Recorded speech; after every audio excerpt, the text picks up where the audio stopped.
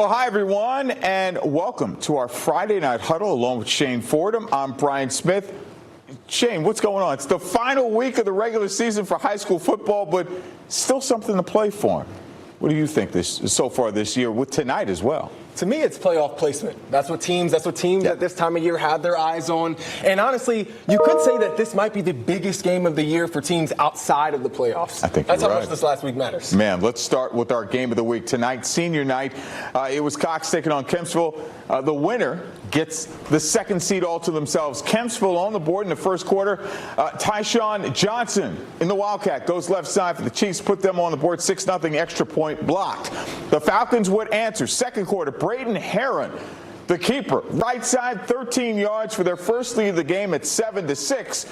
Heron at it again, this time going to the air, finding Zane Perry from 15 yards. It's a 14-6 advantage. The Chiefs, however, cut it to 1 by halftime. Third quarter, Kempsville's Josh Hawley, 14-yard toss to James Rutherford, the fifth. Chiefs back in front 20-14 after the extra point. But the Falcons defense coming up big tonight. Jacob Palmerton, he had 2 interceptions in this game, this one leading to a field goal that got them within 20-17. Then Cox went ahead for good, care of running back Tyree Jeffries. Head coach Tyler Noe said at 6, if you get 44 rolling, the team is rolling. He did it from 14 yards. Falcons hold off the Chiefs 31-28. They captured their second seed in the playoffs. Let's go around the area.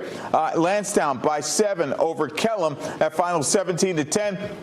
Deep Creek edging Grassfield 31-27. Other action around the area. Western Branch, oh man, they had their troubles with Oscar Smith. That final 56-7. Bayside blanking Tallwood 43-0. Also, we got Green Run, just kept going pace, 56-14 over Ocean Lakes. Salem keeping Princess Anne winless for the season. That final 49-0. Shane.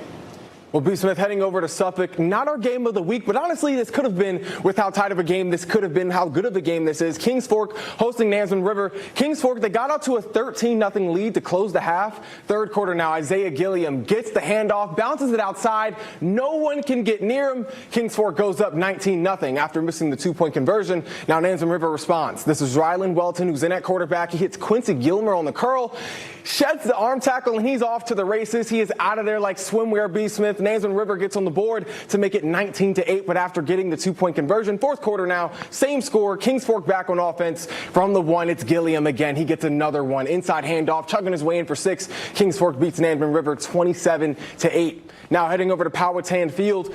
Maury taking on Granby. B. Smith, we got a big dog alert over at Powhatan Field. First quarter, Maury up 7-0. Jacoby Marshall, the DB, getting his hands dirty from that DB spot in the trenches. Look at this beautiful ghost rush move. Gets to the sack, but also gets the ball out. This honestly gave me goosebumps, and that sets up this touchdown pass from Dominique Everett to Javon Wiggins. Commodores lead 14-0. Next drive, Commodores march back down to the 6, but this time it's Tayshawn Branch in the Wildcat, showing off the athleticism. He fights his way in for 6. Commodore spoiled Granby's senior night 64-0.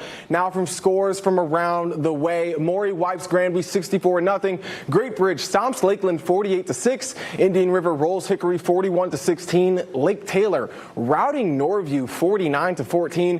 Churchland goes on to beat Manor 26-14. And Norcom beats Booker T 40-20.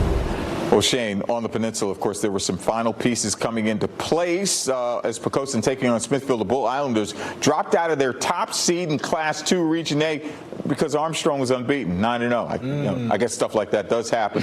Let's go over to Poquoson. Of course, we pick it up second quarter. Bull Islanders leading 28-0. Packers driving, though. On a 3rd and 5, Kyle Buggs throws to Merlin Lance for 8 yards and a first down. Buggs trying to go to the well. One too many. And this is what happens when you do. They make them pay. Tries to get Jakeem Montgomery, Poquoson's James Miller, the interception. Runs it back 43 yards. Brought brought down by Smithfield's Kenye Martin. Bull Islanders roll on to the 42-0 win. Shane. That's devastating, B. Smith, but not more devastating than a loss to Phoebus at Darling. Phoebus hosting Menchville at Darling Stadium, and Phantoms getting off to a good start. First quarter, third down, 13 to go. Maricus Banks throws to Elijah Mitchell, again, who catches for a 12-yard gain, and it's now 4th and 1, and that sets up this touchdown.